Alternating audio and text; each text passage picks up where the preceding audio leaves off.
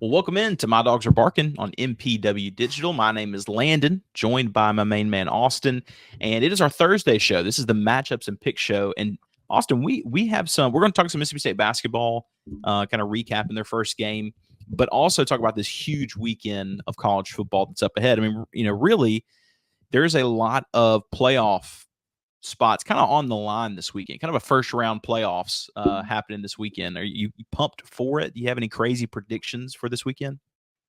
Yeah, I mean, I'm very excited. I'm glad we're getting to watch it. I mean, we got two major games with Ole Miss, Georgia, and then obviously LSU, Alabama.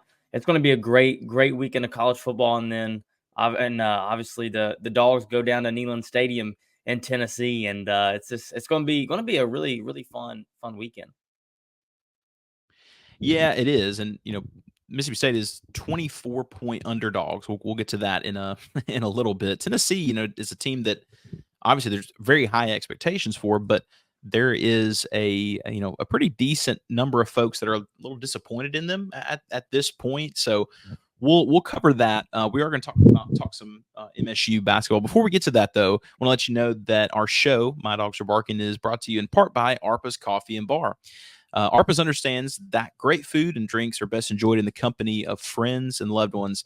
Their inviting atmosphere creates a perfect backdrop for laughter, conversation, and shared memories. And whether you're seeking a good spot to catch up over coffee, which who's not, a lively gathering place to celebrate special occasions, or just a vibrant hangout spot late at night, their friendly staff is dedicated to ensuring your experience is nothing short of exceptional. Located in the heart of Starkville in the Cotton District, listen to this, mention My Dogs Are Barking for 15% off of your order. So, I wouldn't order, a black coffee and then just be like, hey, by the way, my dogs are barking. I wouldn't do that. I wouldn't, order one of their delicious, some delicious food from there. And then, at the end, just be like, hey, my dogs are barking. I guess I'm saying, don't just randomly say that. People will look at you like you're crazy. Instead, say, hey, I heard about you guys on My Dogs Are Barking, and you right then and there will get 15% off of your order. Otherwise, people just look at you like you're crazy. Like, well, that's good. That's good information to know. But we're very excited for this week. I did want to point out, and for those of you who are not watching on YouTube, I apologize. We're going to pull up a kind of a screen grab if I can get it to work. Producer Lando here. Yes. Okay, there we go. Looking at Mississippi State's stats in this game. So obviously they win over West Georgia 95-60. Let's see. Where is for the life of me? There we go. There's the starters. I could not find it. Josh Hubbard was his usual self, 26 points, 10 for 13 shooting, 6 of 7 from 3, incredibly efficient. Not in the starting lineup, but a very good stat line there is Claudell Harris Jr. had a 20-point game, 6 of 10 for 3, shooting 60% on 10 shots is pretty incredible. After that, Austin, it kind of fell off. The guy I think's the biggest question mark is Riley Kugel. You see that line, 15 minutes played, 0 of 4 from field goal range. He got some rebounds. He just looked weird and it kind of just looked out of place, for a guy that a lot of people expect a lot out of. The biggest takeaway from this game is Mississippi State is going to have problems when it comes to rebounding the ball this season. Because if this is versus West Georgia and they did not rebound well, what's it going to take when it comes to SEC play or when they play Pittsburgh on December the 8th? They got to get the center situation figured out. Yeah, I agree. I was very happy with the win. I thought we played great in that second half. First half, defensively, they were getting a lot of good shots, a lot of open looks that they were able to make, and they were honestly able to stay in the game. But I mean, Josh Hubbard playing the way he is, I mean, we're not going to lose many games if he's dropping 26 a night. Claudio Harris Jr., I mean, to be honest, I don't have any expectations for him this season. I don't even know. I mean, he could be right when he had a big game. I could thought, he could be a Trey Fort type guy who, I mean, at the beginning of the year was, playing great and then just didn't play well at all. And now he's playing at Samford. So I'm not buying into that at all. But I mean, hopefully, he gets some minutes. I think Riley Kugel is going to bounce back. He just needs some time. I think we saw that with him being on the bench to start out. I think Chris Jans just needs more time. And I think by SEC play, he'll be getting a lot more minutes, potentially being in that starting lineup over maybe like Sean Jones or somebody. But But I was definitely happy with the win. Yeah, offensively, we really have to get those rebounds, defensive rebounds too. But we gotta keep shooting the ball like this. This was very fun to watch. Very, very fun to watch. I was tuned into the last buzzer. It was an awesome game. Offensively, we were just hitting a lot of great, great shots, getting a lot of open looks, and I'm happy with this win. Yeah, and obviously lesser opponent, but the shooting, man, it looked really good. They looked like they were able to get going. But there were several times when they were out rebounding. And Keyshawn Murphy, he's going to be a good. I know he was 50% from field goal range and 0 of 2 for three, but he's going to get some of those 3-point shots going. I mean, he's a stretch five, but man, he's he's going to have some trouble against those guys that are thicker down low. If I was playing center, that kind of thing, he's going to have some issues with those kind of things because if he's the number one guy, and I know Cam Matthews got into foul trouble early. He's going to help rebound it, but he's still Cam Matthews versus quality SEC center. Cam's not going to win that matchup every single time. So I'm looking at what the adjustments are going to be made. Let's see. Gay Chol played early offensively. He looked good. He's 4 or 5 from field goal range at 8 points, but had 1 rebound. You know what I mean? And was it Michael Nwoku played 16 minutes. He also had 1 rebound. Melendez looks like a guy who can guard a little bit. But other than that, they need some help. They're going to have to figure that out going forward. We will see them again, though, on Friday night versus a little bit better quality opponent in Georgia State. Other SEC teams have already fallen. Texas A&M lost to. Do you remember who they lost to? It's slipping my mind. Slipped my mind at I the don't moment. remember. Yeah, but it was a lesser team, and so did I think South Carolina lost to somebody else as well. Yeah, they lost to South Carolina lost to North Florida. That was rough. Yeah, that looks bad early on. So we'll see how Mississippi State does versus those teams. But hey, I will say, for the podcast, Mississippi, we talk about how my dogs are this past weekend. My dogs are. We were walking. We did a 5K. So the tweet was my dogs are running a 5K. One of our next tweets at some point will be my dogs are credentialed because we got some credentials to cover Mississippi State basketball. So looking forward to that. But overall, Mississippi State wins a game by 35. But I think fans are going to be looking for some of those things to improve on, like rebounding. But we move from there. Thursdays, Austin, are always probably my favorite show of the week because we get to talk about all the different storylines of the season. And we're going to cover all these games. I got to start off with this one, though. Ole Miss and Georgia. We're on the MPW Digital Network. A lot of Ole Miss listeners on MPW Digital. So I think all Ole Miss fans know this is a huge, huge game. Probably the biggest in Lane Kiffin's. I mean, it is, right? The biggest game in Lane Kiffin's tenure at Ole Miss. And if they win, they keep their season alive. But they're hosting Georgia, and Georgia's favored by 2.5. What's your feel for this game overall? This is huge. Yeah, well, I think the dogs are going to be barking, but I think they're going to be the Georgia Bulldogs. I think Carson Beck. I mean, you just got too many guys. I mean, that are just. I don't know. I really think that they're going to. I mean, show themselves as. I think they're the number 2 team in the country right now. I think they're going to play like that on Saturday. Ole Miss lost to a terrible Kentucky team. You might say they're not the same team, but I mean, again, they haven't played. They haven't played great. I mean, they ran up the score the last 2 games, but I don't think they're going to be running up the score this Saturday, and I feel very confident about that. I think Georgia's going to handle them boys. I know Kirby Smart knows how important this game is. Obviously, Lane Kiffin knows. And this would be one of the biggest regular season wins of all time for Ole Miss. And this could, keep them in Ole Miss in a playoff contention. So we'll see. But I got Georgia. I just think Carson Beck, this offense, and then the defense stopping Jackson Dart. It's going to be a great game to watch. But no, I think the dogs will be barking. I got bad news for you, Austin. I disagree with you, man. I disagree with you. I think Ole Miss, like I said, this is the biggest game for them. Like ever. If they win this game, so here's the thing: not only do they stay alive, but now you go, okay, well, if we can beat Georgia, like we can handle, you know what I'm saying? We can handle these other teams that are coming up. And I think everything's going well. And Georgia, man, is just not looked great over the past. I know that they go and they win versus Texas, but Carson Beck has looked shaky. And I don't know. I just feel like Lane Kiffin is going to pull out every single stop he can. Now, if I'm not mistaken, Bentley's not playing for Ole Miss, right? Am I correct in that? I have no idea, to be honest. I know. Like this year has been so much. There's been so much drama with him. I don't know.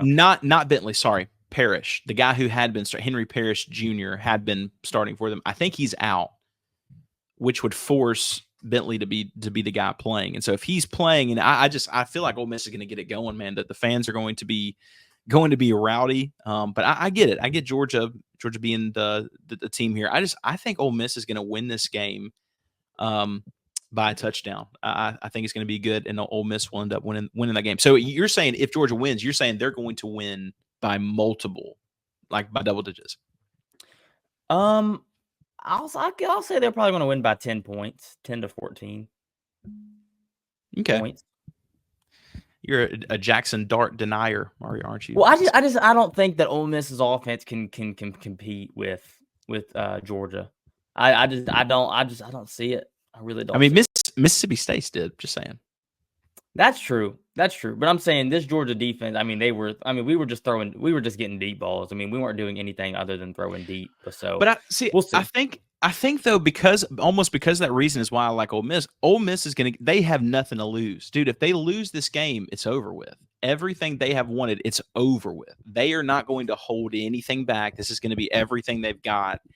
And if it's over with, if Ole Miss loses this game, then you start getting into the conversation of like, well, it's almost like what Dan Mullen did at Mississippi State. At some point, I feel like the night he lost versus Alabama, that close game, Alabama wins there, as the time's expiring. It's miserable for Mississippi State fans. But I think that night is when Dan Mullen went, you know what? I think there's only so much I can do. As good as I can get, this is as good as I can do here. And he went somewhere else. I think Lane Kiffin possibly could do the same thing. They've never had this much NIL, never had this much talent. Like, if you can name me a better Ole Miss team, I'll listen. But I don't think there's a better team, like collectively. And still, if you lose 3 games, is Lane Kiffin going to go, you know what? There's only so much I can do. So that's what I'm saying. Like, there's nothing else to lose. Ole Miss is going to pour everything into this game. I think they're going to end up beating Georgia. But either way, man, it's about to be a phenomenal game. I don't know why it's not a primetime game, but whatever. I mean, 2:30's it's prime, but like a night game seems to be the move. Anyway, speaking of prime time, Lord have mercy, what a game. This is another playoff game. Alabama and LSU. LSU is Alabama's favored in this game by 3 points, but it's in Baton Rouge.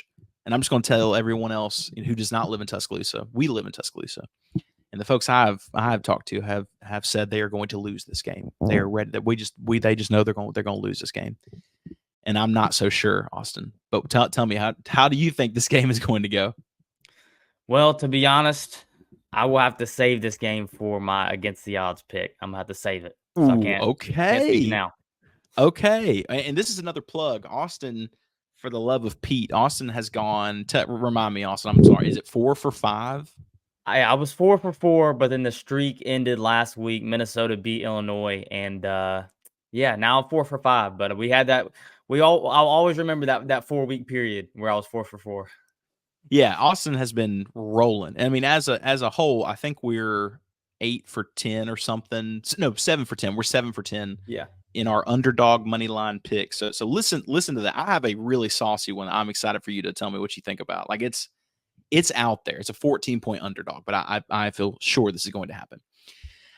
Before we get to that though, I'll just tell you real quick. I think Alabama is going to beat LSU on the road. LSU, Nussmeier is a very good quarterback.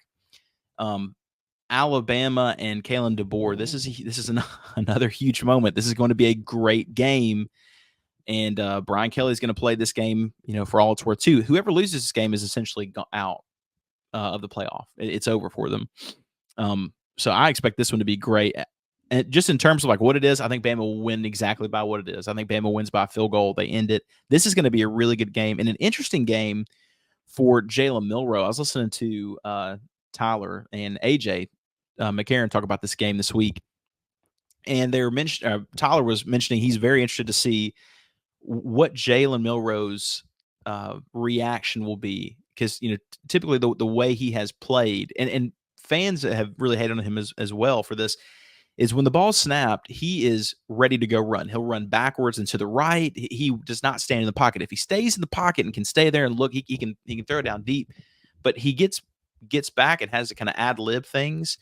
So the question for me is, can LSU get enough pressure on the edge to make him uncomfortable? And if that happens, LSU wins. But I think Bama holds on in this game to win. Here's another game in the SEC.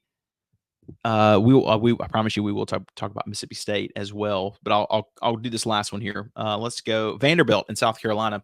Vanderbilt Austin is a 3.5-point underdog versus South Carolina, but it's in Vandy. It's not in South Carolina. It's in Nashville, and with Diego Pavia and friends. What's your thoughts on this one? I mean, I don't know. I'm kind of everywhere. I'm gonna give it to South Carolina. It's at home for Vandy. They've played great at home this year. South Carolina's coming off that big win against Texas A&M. Shane Beamer's kind of hit or miss some weeks, but I'm gonna give it to South Carolina. I feel like they're more.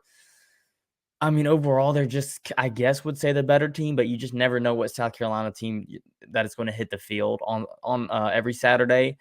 So I don't. This game could. I mean, it's a flip flop game. I think it could go either way. But I'm gonna give. If I had to pick, I'm gonna say South Carolina. So I'll tell you what South Carolina is interesting. I don't know. I just need to stop guessing who's going to be the first head coach in the SEC to be fired. At the beginning of the season, I was so sure of Sam Pittman by the fifth game. I was wrong. Then I thought, okay, well, is it Billy? I don't know. I doubled down on it being Shane Beamer.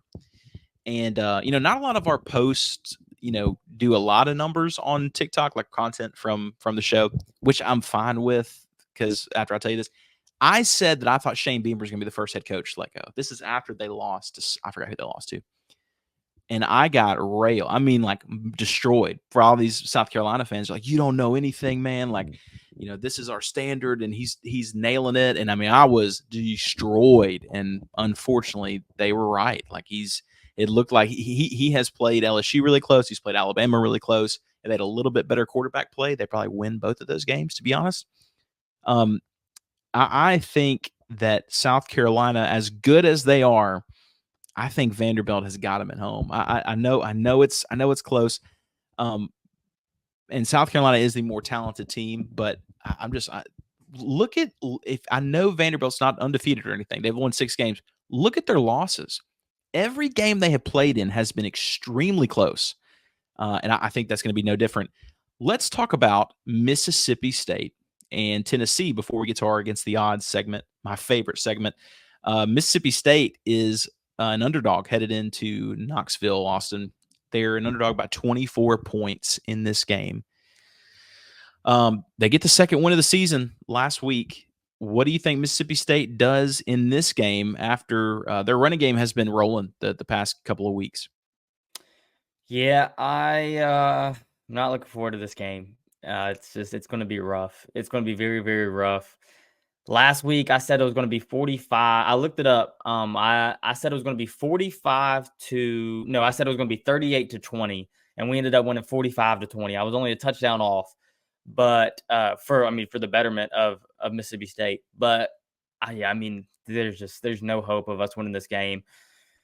Nico's going to drop maybe 450 yards passing. He's just going to get whatever he wants. And dude, come on, man, come on.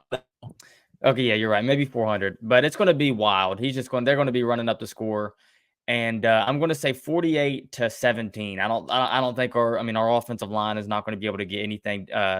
Tennessee's defensive line is, they're kind of hit or miss too, but yeah, there's going to be some trouble for the Dogs in Knoxville.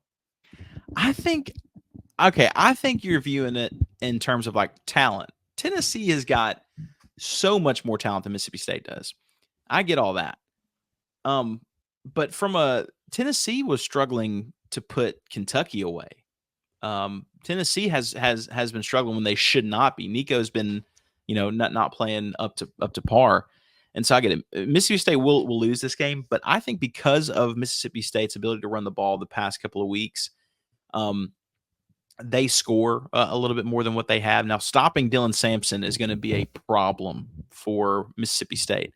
But outside of Cam Heisman winning Scatabo in week number 2, Mississippi State has held some really good runners in check. Le'Veon Yeah. Moss, who now is out for the season for Texas A&M, he didn't play an amazing game. Mm-mm.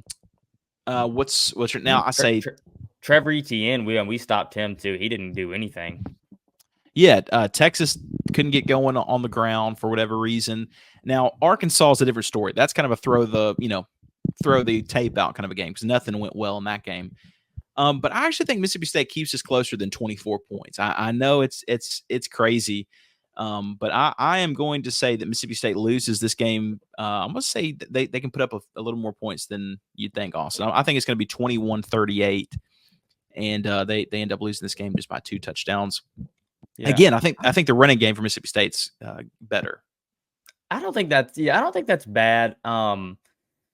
But I have to go back to Arkansas 2 weeks ago where we lost by 33 points at home with a lot of momentum. I mean, there was 49,000 people there, I think, which is, good for a 1-6, 1-7 crowd, whatever we were at the time. I know how our defense has played all season. I know how our offensive line has played all season. And they're just so bad. And Tennessee has a lot of guys that can really stop them. I don't think we'll be able to do very much offensively. And the run game, again, Arkansas, we did run pretty well on Arkansas, but UMass, we ran well against them, but it's UMass. So I don't really think we'll have a whole lot of great runs, but hopefully we will. Yeah, I think Mississippi State fan on the surface, when you think about MSU going to Knoxville, that's pretty terrifying, especially at night. But just that's I understand why people think that. But Tennessee has just not looked as impressive. They played a night game last week versus Kentucky, and it wasn't they're much better than Kentucky is. Now, Kentucky's a much better team defensively.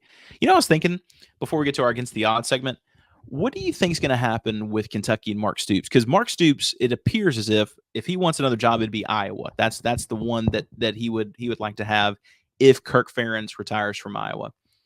That's the natural part. But let's just say that doesn't happen. What do they do?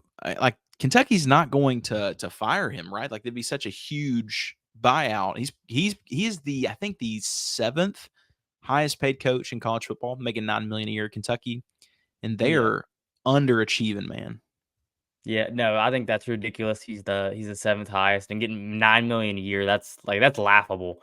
But Brock Vandagriff, he's a pretty young quarterback. I think he probably has 2 more years of eligibility. I think just because he didn't play at all at Georgia, and I think they're just going to sit with Mark Stoops and just have to hope that he's going to bring him. I think Kentucky's. They're stuck between a rock and a hard place because I don't think they have. They're not going to buy him out. He's not they're not 2-7, but obviously they're not what Kentucky wants to be. So, I think that they're just going to be stuck with Mark Stoops for maybe a year or maybe 2 years. Yeah, but also it'd be tough for them to actually fire him at some point because he is now the all-time winningest coach. And then you get into the territory of well, he's our winningest coach, and then you fire him, then you can't really. Do you bring him back for stuff? You know what I mean? It's just it's awkward at that point to do that kind of thing. So Kentucky's in a mess. They have not had Brock Vandagriff.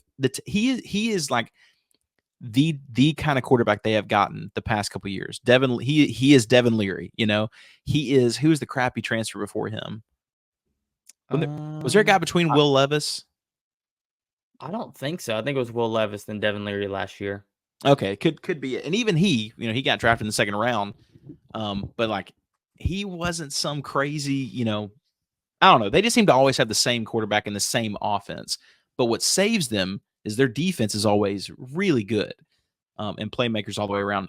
Okay, that brings us to our final segment, our Against the Odds segment. And I'm telling you, if you will listen to Austin's pick specifically, I think you'll do well in this game, in these picks. But if you end up doing that, you end up making some cash. Good for you. Who knows? You might even someday be rich. But hey, what does it mean to be rich, Austin? Maybe it's less about reaching a magic number and more about discovering the magic in life. Skip Langley is your Batesville, Mississippi Edward Jones advisor, serving clients in the area and across the state. Count on him for financial strategies that can help support a life you love. Because the key to being rich is knowing what counts. Contact him today at 662 563 9843. And together, you can find your rich. Edward Jones, member SIPC. All right, Austin, against the odds. You are the guy. You are who we should go after. You are 4 for 5, which is an unbelievable percentage on your underdog money line picks. What do you got this week, man?